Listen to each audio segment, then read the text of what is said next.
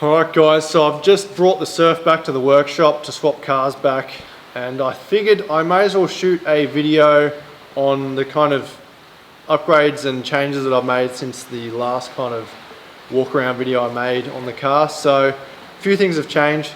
The main thing is I've finally committed to taking the back seats out and basically doing a bit better weight distribution. I'll show you guys that in a sec. In terms of the engine bay, not really any changes there. Most of the stuff is in the back seats and in the boots, so I suppose let's go have a look.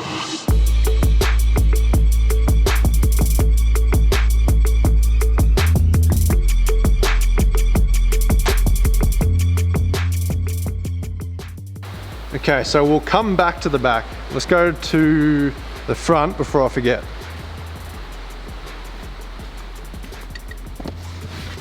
So the one cool little mod that I made in the front here, if it'll focus, is having a fucking good and solid phone mount. So this was a pretty cool little one that normally kind of clips over your dash. Brett put me onto these. He runs one in his 80, which works really well.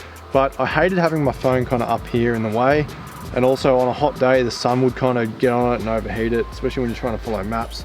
So I like to have it near an air vent, or at least out of the way of the sun. So the one that I had, I kind of cut it, heated it up, kind of remolded it, and basically just screwed it to the dash. The phone fits perfectly in there, and it's pretty solid. It's obviously on a ball joint, but I can report on the last trip it stayed very nice and solid. So that's the first simple little mod that's probably the best one so far. So then getting on to the actual stuff, you can obviously see things are a lot different in the back here. So I basically tried to lighten up the rear end as much as possible. I was trying to keep the back seats so that I could take more than 2 people if I needed to, but the reality is I never did, and I would rather use this to keep weight more central and just more space for stuff. Because this thing is literally only a tourer. It doesn't get used for anything else. It stays at home, fully loaded, ready to go. As soon as I want to go away, I just jump in, have a food shop, and she's ready to go. Oh, I'll obviously throw the chainsaw in, which I need to actually take out. So yeah, it's just started pissing down outside, so hopefully you guys can hear me all right. But as you can see, I've basically replaced the seats with these plywood panels. So these are kind of split in half like the seats were, and they're actually bolted to the factory seat brackets. So once these are unhitched, as you can probably see, I'll probably be better off putting a photo on the screen, but it's got an over center latch that holds each side. So basically you can pull that up. There's plenty of storage in there. I've actually got some kind of collapsible bowls and like the washing up one and everything. And then been keeping the Foxwing extension for the awning in under there, so that's been working well. The main thing, which is really cool, is this water tank here, which I'm sure a lot of you guys have already noticed. So this is a footwell water tank. It's 40 litres and it's got an outlet on both sides. So as you can see, I've got a bit creative and put some basically copper and brass compression fittings to pull out the ball valve to a spot where it's accessible, so I can water on and off. That's been working really well. At the moment I've got a jerry in here instead of on the back, obviously for weight distribution. I do want to do a custom tank under the passenger side rear, kind of the driver's side is where the main tank is, so under the other side I would like to do a custom tank so then I can free up the jerry spot. But for now it's just kind of strapped in there, and it just keeps the weight more central. Obviously behind that's the toolbox and then some recovery gear as well. Then on the other side is the fridge. Got some of my soft shackles just kind of hanging from this Jesus bar there. And you've probably already seen this mesh basket in other videos, but that works well for stuff like hats and towels and blankets or whatever. And then obviously, very important, fire extinguisher. Got a snake bite kit and also a first aid kit. And just other miscellaneous stuff like multimeter and fuses and fire lighters and stuff like that.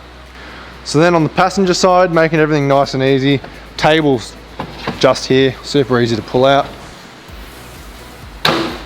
Then obviously the fridge, which the cool thing is now I can actually access that while I'm driving, or a passenger can, because before it was obviously in the back.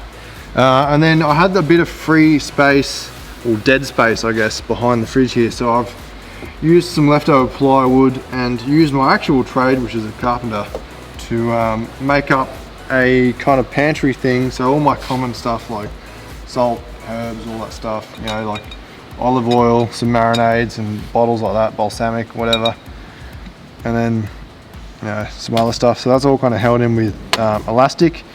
And then in here I've kind of got like utensils and my knives and just other stuff like that that fits in this top thing. So that's all held in with the same elastic. That's been working well, nice and easy to access, because I've normally got the awning out and then I'm cooking somewhere kind of around here. So having access to the fridge and then the frequently kind of access stuff in the pantry, that's worked out really well.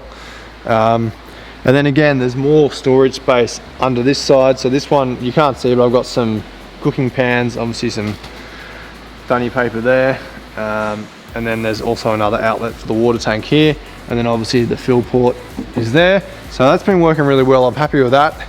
So I guess coming to the back where I used to have the jerry cans, which I put them there because I didn't have anywhere else to put them. It's not ideal because it's right at the back of the vehicle, but normally I'd have the diesel and a water above it.